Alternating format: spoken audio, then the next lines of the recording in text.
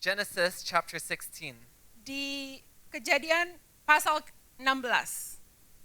Genesis chapter 16, verse 1 through 16. Ayat 1 hingga ayatnya yang ke-16. And I'll be reading this text this morning.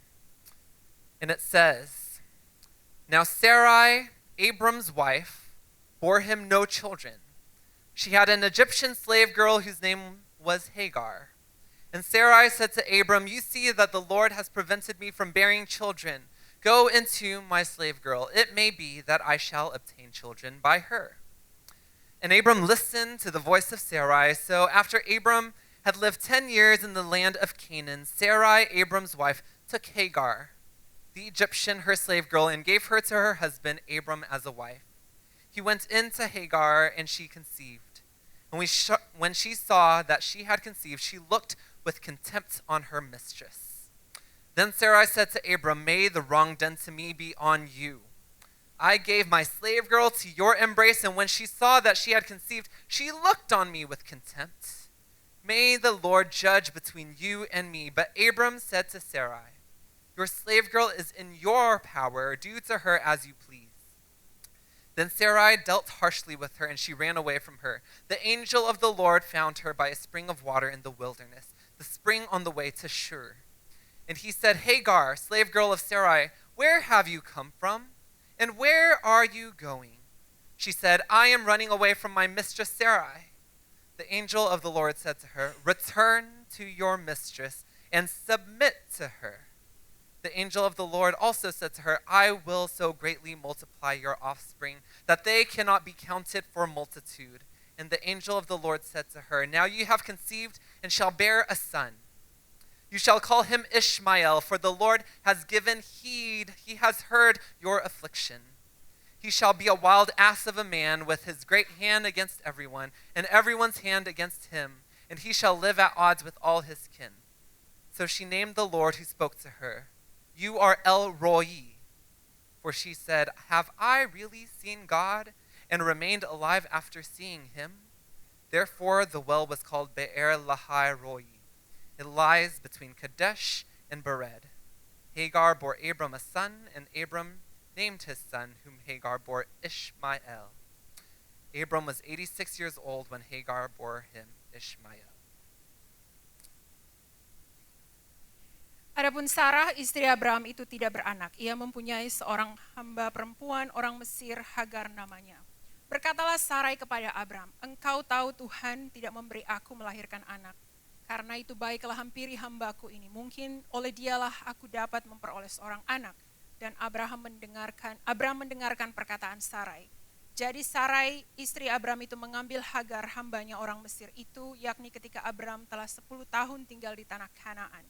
Lalu memberikannya kepada Abraham suaminya untuk menjadi istrinya. Abraham menghampiri Hagar, lalu mengandunglah perempuan itu. Ketika Hagar tahu bahwa ia mengandung, maka ia memandang rendahkan nyonyanya itu. Lalu berkatalah Sarah kepada Abram, Penghinaan yang kuderita ini adalah tanggung jawabmu. Akulah yang memberikan hambaku ke pangkuanmu, tetapi baru saja ia tahu bahwa ia mengandung, ia memandang rendahkan aku. Tuhan kiranya menjadi hakim antara aku dan engkau. Kata Abram kepada Sarai, Hambamu itu di bawah kekuasaanmu, perbuatlah kepadanya apa yang kau pandang baik. Lalu Sarai menindas Hagar sehingga ia lari meninggalkannya. Lalu malaikat Tuhan menjumpai dekat suatu mata air di padang gurun, yakni dekat mata air di jalan ke Syur. Katanya, Hagar, hamba Sarai, dari manakah datangmu dan kemanakah pergimu? Jawabnya, aku lalu meninggalkan Sarai nyonyaku.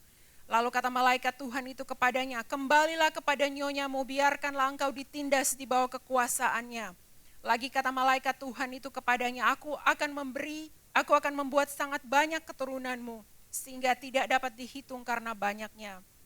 Selanjutnya kata malaikat Tuhan itu kepadanya, Engkau mengandung dan akan melahirkan anak laki-laki dan akan menamainya Ismail, sebab Tuhan telah mendengar tentang penindasan atasmu. Seorang laki-laki yang lakunya seperti keledai liar, demikianlah nanti anak itu. Tangannya akan melawan tiap-tiap orang dan tiap-tiap orang akan melawan dia.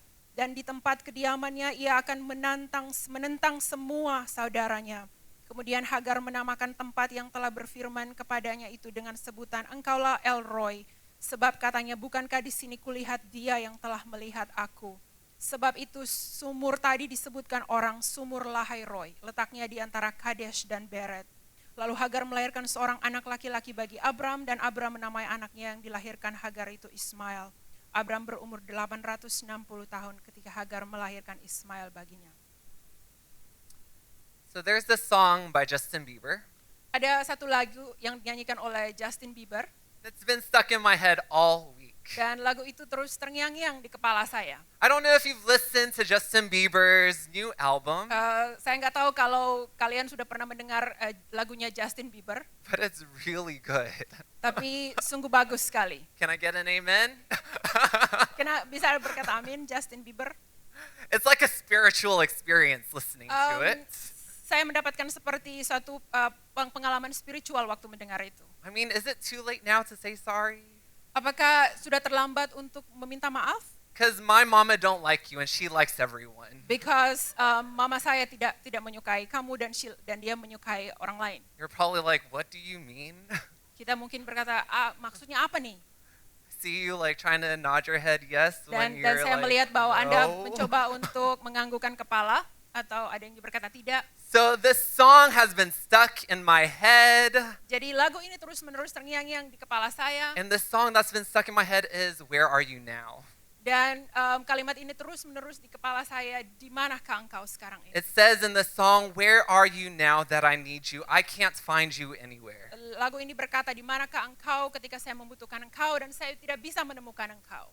I wonder if that's what Hagar was singing.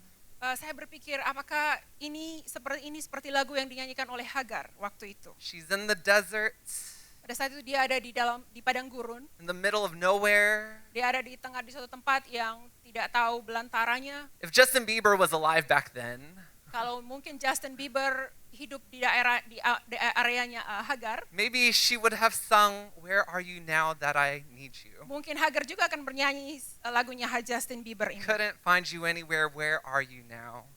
Saya tidak bisa menemukan engkau, jadi di mana sekarang? So Hagar is running away. Jadi Hagar pada waktu itu melarikan diri. And she has a good reason to. Dan dia punya alasan yang tepat untuk melakukan itu. Her mistress was crazy. Tuannya itu agak kurang waras. Sarah was abusive. Dan Sarah itu dia memperlakukan yang tidak adil kepada Hagar. Sarai, the mother of all nations, was this crazy woman. Seperti yang kita ketahui, Sarah ini adalah ibu dari bangsa-bangsa. And if there's hope for Sarai, Dan ketika ada harapan bagi Sarah, let's say that there's hope for us too. mari kita katakan bahwa ada harapan juga bagi kita. It's like she couldn't make up her mind, right? Pada saat itu Sarah sepertinya tidak bisa membuat keputusan-keputusan. I mean, Sarai, really. Sarah, If two people sleep together, kalau dua orang tidur bersama-sama, what happens? apa yang terjadi? If Hagar and Abram slept together, Ketika Abram dan Hagar tidur bersama-sama, a baby will pop out, right? anak akan lahir, ya, bukan? Reproduction happens that way. Reproduksi bisa terjadi. Sarai gave Hagar to Abram to sleep with. Dan Sarah memberikan Hagar ini kepada Abraham And untuk then- tidur bersamanya. As soon as Hagar becomes pregnant, Dan pada saat Hagar mengandung, Sarai just loses it. dan Sarah mulai kehilangan temperamennya. She's cray-cray. Dia gila-gila. She's crazy. Dia agak kurang waras. So because of this, Hagar runs away. Tapi karena inilah sebabnya Hagar melarikan diri dari She's dia. probably scared for her life. Hagar mungkin ketakutan pada saat itu. The Bible says that Sarai dealt harshly. Alkitab mengatakan bahwa Sarah menindas Hagar pada waktu She itu. was abusive to Hagar. Dia memperlakukan dengan tidak adil dan seenaknya. And seeing that Hagar would run away from her situation, Dan ketika kita melihat bahwa Hagar melarikan diri dari situasinya pada waktu itu it was bad. adalah sangat tidak baik. Because a slave who runs away from her master Karena seorang budak yang melarikan diri dari tuannya could be put to death bisa if found. bisa dihukum mati kalau dia kedapatan. Or maybe if she was found running away, maybe they would chain her up like a dog. Kalau dia kedapatan sedang melarikan diri, maka budak itu bisa saja diikat seperti anjing, Or maybe they would beat her with a stick until she repented. atau bisa dipukul sampai dia bertobat. But yet she was willing to face the consequences. Tapi Hagar berketetapan untuk menghadapi konsekuensinya. Maybe she thought that it was better to die than to live with Sarai. Mungkin saja Hagar berpikir lebih baik saya mati daripada hidup bersama dengan Sarah. Maybe better to take the risk and try to run away Lebih baik untuk menghadapi resiko-resikonya dan melarikan diri than to stay where she was at. daripada tinggal di situasi yang sama pada Maybe waktu she itu. thought better for me to starve and face dehydration than to stay. Mungkin Hagar juga berpikir lebih baik saya mati kelaparan dan mengalami dehidrasi daripada saya tinggal dengan Sarah. So the slave girl, Jadi seorang budak perempuan ini she runs away. melarikan diri. Can we blame her? Bisakah kita menyalahkan dia? I mean, some of us have been there, right? Beberapa dari kita mungkin pernah berada dalam situasi yang We've seperti tried itu. to run away before. Kita telah mencoba untuk melarikan diri dari situasi kita. Maybe we weren't running from a Sarai, Mungkin kita nggak melarikan diri dari kehidupan Sarah, but maybe a horrible boss. tapi kita melarikan diri dari suatu situasi yang mengerikan, Maybe a bad marriage atau perkawinan yang tidak rukun, or a toxic situation, a friendship of sorts. atau situasi-situasi yang tidak mengenakan, atau persahabatan-persahabatan yang ada masalah, Maybe you felt less than. atau Maybe you felt second class. less atau than. kita berpikir bahwa kita ini adalah kelas kedua That you're not receiving the treatment that you deserve. dan kita tidak menerima prestasi-prestasi atau treatment-treatment yang kita layak. We've been harassed and abused, maybe. Kita mungkin diperlakukan dengan tidak adil, kita mungkin tidak diakui. We've been there, and then Kita pernah berada di situasi seperti itu. we try to run away sometimes, don't Dan we?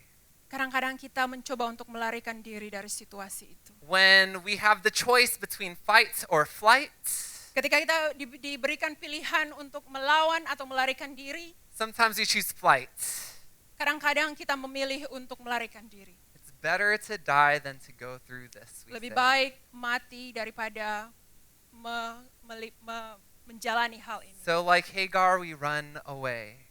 Seperti Hagar yang melarikan diri dari situasi. Try to find an escape because we are so desperate in that moment. Dan kita berusaha untuk mencari jalan keluar karena kita sudah putus asa dalam situasi itu. And we are willing to kill ourselves Dan kita berketetapan mau membunuh diri because we are so desperate. karena kita putus asa. Sometimes our best coping is our best suicide. Dan kadang-kadang cara kita merespon situasi itu adalah cara yang terbaik untuk kita membunuh diri. We will kill ourselves in the process of trying to live. Kita membunuh diri kita dalam satu proses untuk mencoba hidup. But then God comes into the picture, right? Dan kemudian Tuhan datang dalam situasi kita. Then God comes and he speaks. Dan Tuhan datang dan mulai berbicara dalam situasi itu. God really likes doing that. Tuhan suka sekali melakukan hal seperti itu. God comes and he speaks and he says, Dia datang, dia berbicara, dan dia mulai berkata-kata, "Where have you been? dari manakah datangmu? And where are you going? Dan kemanakah pergimu? Where have you come from and where are you going?" Dari mana kamu datang dan kemana kamu akan pergi? This question reminds me of God's original question. Pertanyaan ini membuat saya mengingat pertanyaan Allah yang mulanya. You know, the very first question that God asked humankind. Pertanyaan yang paling pertama yang Tuhan tanyakan kepada manusia, He asked the first man and the first woman, "Where are you?" yaitu ketika dia bertanya pertanyaan ini kepada manusia pertama, di manakah engkau? And they just ate this fruit from this tree and they realized that they were naked. Pada waktu itu manusia pertama baru saja makan buah terlarang itu dan mereka mulai menyadari bahwa mereka telanjang. And so they hid in the garden. Dan mereka bersembunyi di taman-taman. And then God asked them, "Where are you?" Dan tiba-tiba Tuhan bertanya, di manakah engkau? And it's a similar question that God is asking Hagar now. Dan pertanyaan yang sama ditanyakan oleh Tuhan kepada Hagar, Where have you been? di manakah engkau datang? And where are you going? Dan di manakah engkau akan pergi? Where have you been? Dari mana engkau datang? Hagar has been many places, hasn't she? Hagar sudah pernah berada di tempat-tempat yang berbeda. First, she was an Egyptian. Yang pertama, dia adalah orang Mesir. She's from Egypt. Dia berasal dari Mesir. And then she was sold into slavery to this Hebrew couple. Kemudian dia dijual dalam perbudakan ke pasangan orang Ibrani ini. And then because Abram and Sarai were nomads, Karena Abraham dan Sarah itu orang yang suka berpindah-pindah, she's traveled a lot. jadi Hagar juga pasti bepergian bersama dengan mereka. She followed them from Ur to Shechem Hagar mengikuti mereka dari Ur ke Sikhem, to Bethel ke Bethel, and then to Canaan. ke Kanaan, And then she's been into Abram's bed. dan dia pernah tidur bersama dengan Abraham. She's a young girl, maybe like 12 years old, Dia mungkin seorang perempuan muda yang berumur 12 tahun sleeping with a really, really old dan man. tidur bersama dengan kakek tua ini. Then Hagar's been to Sarah's quarters. Dan Hagar juga pernah berada dalam kekuasaan Sarah. And then she's been beat and cursed at. Dia mungkin pernah dipukul, dia pernah dimaki. So the question could be asked back, where hasn't she been? Pertanyaan ini bisa kita balik. Where hasn't she been? Di tempat-tempat manakah yang dia tidak pernah berada? Where are you going? Kemanakah engkau pergi? Where are you going, Hagar? Kemanakah pergimu, Hagar? Well, of course Hagar was going to get out. Yang pasti Hagar berusaha untuk melarikan She diri. was going to get as far away as possible. Dia berusaha untuk melarikan diri sejauh mungkin. Hagar was running away and it didn't matter where. Dan dia berusaha untuk melarikan diri ke tempat yang dia mungkin tidak tahu. It says that she was going to Shur and she wasn't going to look back. Dia mau pergi ke Ser dan dia tidak akan melihat ke belakang She lagi. was going to go home back towards Egypt, Dia mau pergi kembali ke rumahnya the land of her ancestors.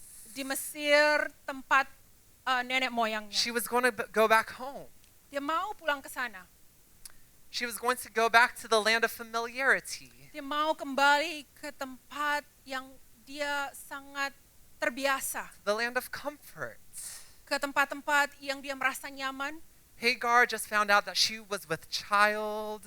Dan ketika dia menyadari bahwa dia ternyata mengandung, And to have a child was the ultimate giver of purpose back then. dan pada zaman itu untuk memiliki seorang anak itu adalah salah satu status yang paling tinggi dari seorang perempuan di zaman itu. To be a woman with a baby, especially a male baby, Dan seorang perempuan yang mengandung seorang anak laki-laki gave her status, akan memberikan dia satu status, gave her privilege, memberikan dia satu hak dalam masyarakat, gave her meaning for life. memberikan dia satu pengertian dalam hidupnya. And so when she received, just as she received something beautiful, Dan pada saat dia mulai menerima sesuatu yang sangat indah ini, this beautiful gift, sesuatu pemberian yang sangat indah ini, that's when the trials and tribulations also started coming. pada saat itulah cobaan-cobaan dan penganiayaan-penganiayaan mulai datang. Just as she received this new life, Pada saat dia mulai menerima kehidupan yang baru, circumstances came and threatened it. situasi-situasi datang mengancam kehidupan dia. So many pastors preach about this. Banyak pastor berkhotbah tentang hal ini. They say this: Mereka mengatakan bahwa when God gives you a promise, ketika Tuhan memberikan engkau suatu janji, be on the lookout. berhati-hatilah. Something is going to threaten that promise. Karena ada sesuatu yang akan datang untuk mengancam janji itu. Something is always threatening our promise. Ada sesuatu yang selalu datang mengancam It's as if janji we itu. can never get a break. Yang sepertinya kita nggak bisa beristirahat dari ancaman-ancaman That's itu. what it feels like, doesn't it? Saya sering kali berasa seperti itu. When I was in high school, Ketika saya ada di high school, I got a scholarship and lots of grants to go to Baylor. saya mendapatkan beasiswa untuk pergi ke Baylor. That was the school of choice for me. Dan itu adalah sekolah pilihan saya. I said yes and enrolled there. Dan saya berkata yes. Dan saya mendaftar di sekolah itu. I said yes in May.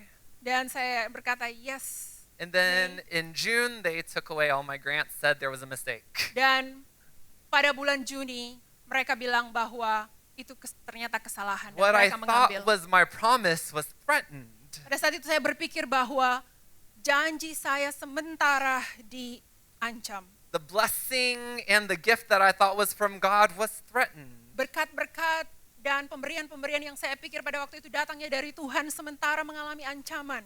It often seems as though there is always a challenge that comes with our blessing.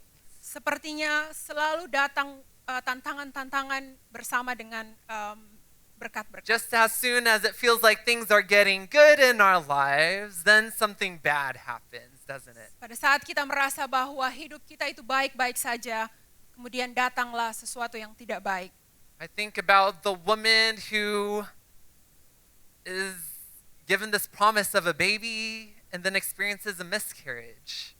Saya pernah melihat seorang perempuan yang diberikan seorang anak dan kemudian miscarriage datang. Or I think about this man who just received a promotion and then a week after gets the news of cancer. Ada juga seorang laki-laki yang baru dipromosi di pekerjaannya, 1 minggu kemudian dia didiagnosis cancer. I think about the people who receive the good news of Jesus Christ and then persecution and difficulties come. Ada juga orang-orang yang baru menerima Yesus Kristus sebagai Tuhan dan Juru Selamatnya dan tiba-tiba penganiayaan datang dalam Maybe you hidup can mereka. think about an event in your life that's similar to this. Mungkin Anda bisa memikirkan kejadian-kejadian dalam hidupnya yang mungkin sama seperti Hagar. And so sometimes the easy thing to do is to run away. Dan hal yang paling mudah untuk dilakukan adalah melarikan diri. We want to go back to familiarity, Kita seringkali punya tendensi untuk kembali To ke comfort. area-area yang comfort, yang kita merasa terbiasa. we want to go home to the way things used to be. Kita mau kembali ke tempat-tempat yang kita pernah merasakan yang baik. But what if that's not where God wants us to Tapi be? bagaimana kalau itu bukan kehendak Tuhan? So he stops us in our tracks.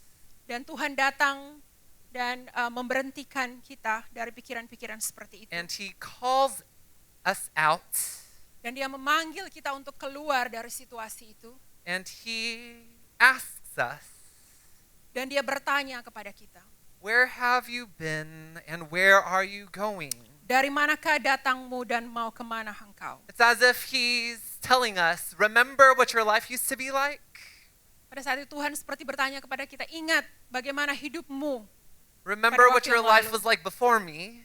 Ingat bagaimana hidupmu sebelum mengenal aku. Is that really where you want to go? Apakah kamu benar-benar mau pergi ke tempat itu? It's as if he is asking us, do you remember who I am? Seperti Tuhan juga sementara bertanya kepada kita, apakah Anda mengingat siapa saya? Where am I in your plans? Di manakah aku di dalam rencana-rencanamu? Because the truth is God has been there. Karena kebenarannya adalah Tuhan pernah merasakan hal yang sama. God is there, Tuhan selalu berada di tempat kita. and God will always be there with us. Dan Tuhan akan selalu menyertai kita. God was with me and was working in my life through all the challenges. Tuhan selalu bersama-sama dengan saya dan menyertai saya bekerja di dalam melalui banyak tantangan-tantangan. Even when my opportunities were threatened, He was still there. Meskipun kesempatan-kesempatan saya seperti ada dalam ancaman, tapi Tuhan tetap ada di sana. God was doing something. Tuhan mengerjakan sesuatu. God was actively doing something even if I could not see, Meskipun saya tidak bisa melihat, Tuhan even if I mengerjakan did not secara want to aktif. see, Meskipun saya tidak mau melihatnya, or even if I forgot to see. ataupun mungkin kita lupa untuk melihatnya, God Tuhan ada was di sana. doing something. Tuhan bekerja di sana. That is His faithfulness. Ini adalah kesetiaan Tuhan. That is dalam His hidup. loving kindness. Dan ini adalah kebaikan hatinya. So there, Hagar is. Dan inilah yang dialami oleh Hagar. She's pregnant, Dia mengandung, maybe with pregnancy cramps, mungkin dia mengalami sedikit Hot. cramping, tired, dia merasa capek. all alone in the wilderness. Di tengah-tengah padang gurun pada waktu itu, And Yahweh spoke to her. dan Yahweh berbicara kepadanya. God spoke to her the promise that was already within her. Tuhan berbicara kembali janji yang sudah ada di dalam. The promise Kehidupan. was still within her, even if she did not feel like that was a Ja- good promise. Janji-janji itu sudah ada di dalam kehidupannya. The promise had not died, Janji itu tidak mati, it was still within her. janji itu ada tetap di dalam hidup. God did not speak a new thing. Yun- God did not speak a new thing. Tuhan tidak berbicara sesuatu yang baru. He was just reinforcing the promise that was in her. Saya minta maaf. Dia hanya meneguhkan janji yang dia taruh di dalam hatinya. God's promise was still being fulfilled. Janji Tuhan sementara digenapi. She was still in the process.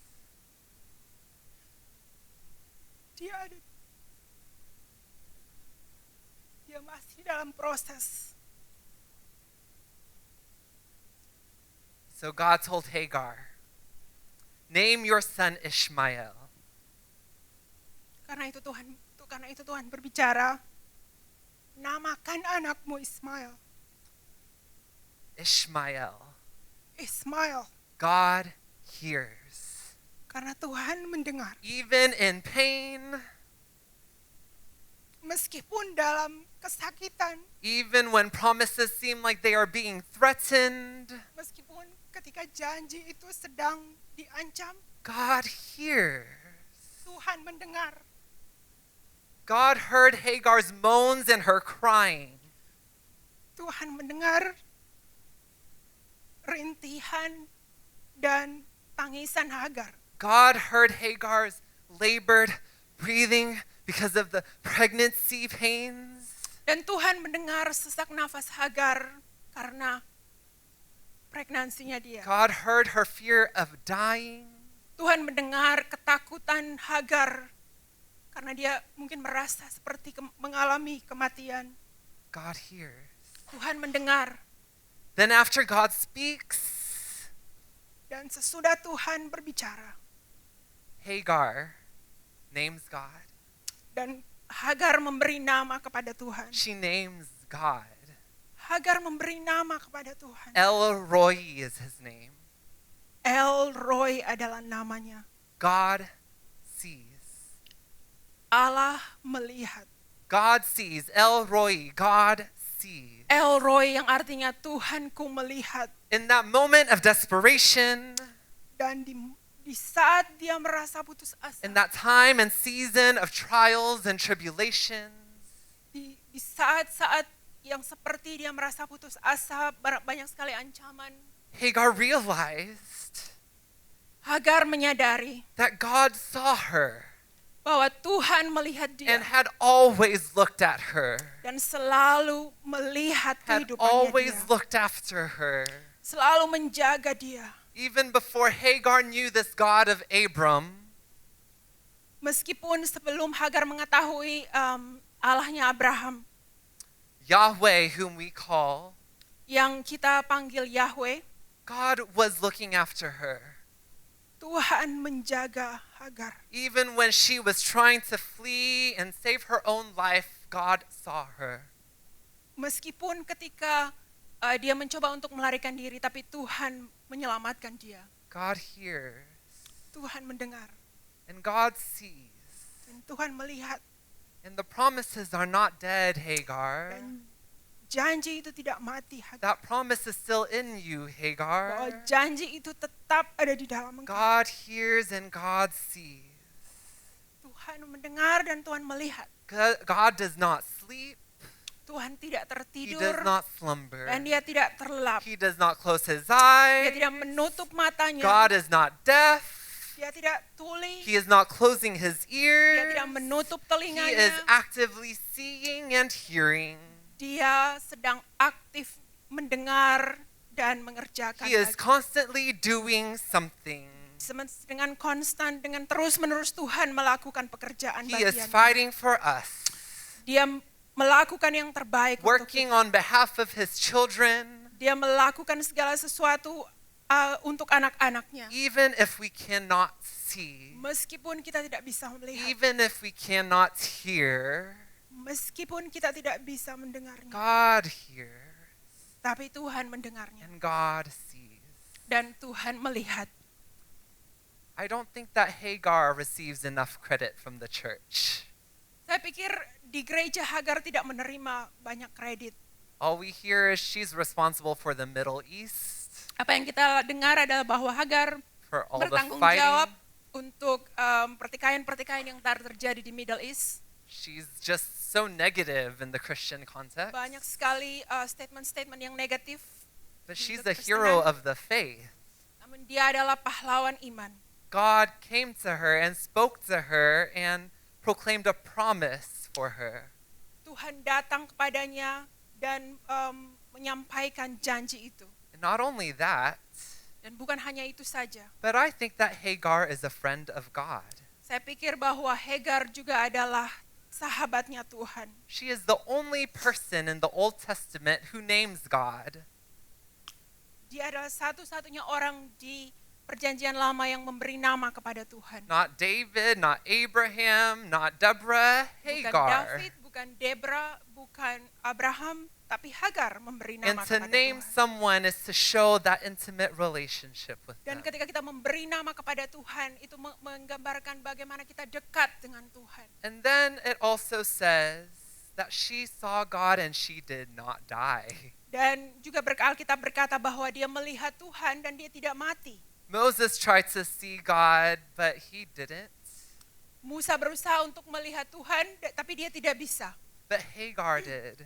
Tapi Hagar bisa melihat In the Tuhan. middle of her desperation, she saw God and named God El Roi, the God who sees. Dalam situasi yang putus asa, dia melihat Tuhan dan menamai Tuhan El Roy. She really saw God and lived.